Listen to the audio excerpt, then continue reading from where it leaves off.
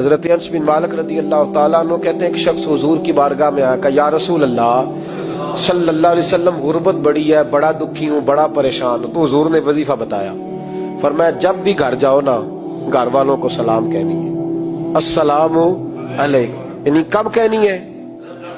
جب بھی جاؤ۔ کب کہنی ہے؟ یعنی گھر سے نکلے ماچس لینے کے لیے، واپس آ کے کہنا السلام علیکم۔ پھر گھر والوں نے کہا ہو یاد نہیں رہا تھا، وہ تو چینی بھی ختم ہو گئی ہے۔ پھر گئے چینی لینے تو واپس آ کے پھر السلام علیکم۔ انہوں نے کہا ہو ناراض نہ ہوئیے گا، پتی بھی نہیں چائے کی۔ اب واپس گئے تو پھر واپس آ کے کیا کہنا ہے؟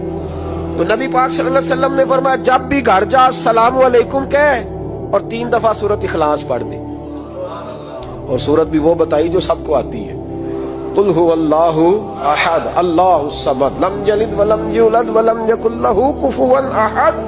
3 دفعہ یہ پڑھ دے۔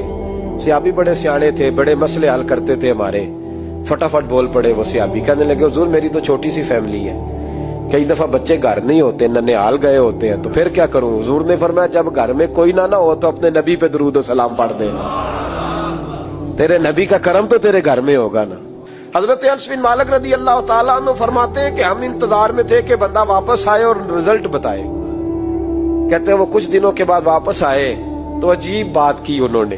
ہمسایوں سے کئی دفعہ بندے کی نہیں نا اتنی بنتی، اور کئی دفعہ لگتا ہے کہ میرا ہاتھ اوپر ہی رہے، یہ کہیں مجھ سے تگڑے نہ ہو جائے۔ کہتے ہیں وہ آئے تو نبی پاک صلی اللہ علیہ وسلم نے کہا کیا حال ہے تیرا؟ تو عرض کرنے لگے یا رسول اللہ صلی اللہ علیہ وسلم وظیفہ تو میں نے اپنے لیے پوچھا تھا اور میرے تو ہمسائے بھی امیر ہو گئے۔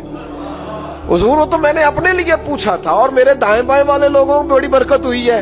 تو میرے محبوب مسکرانے لگے، حضور فرمانے لگے گویا برکتیں تیرے گھر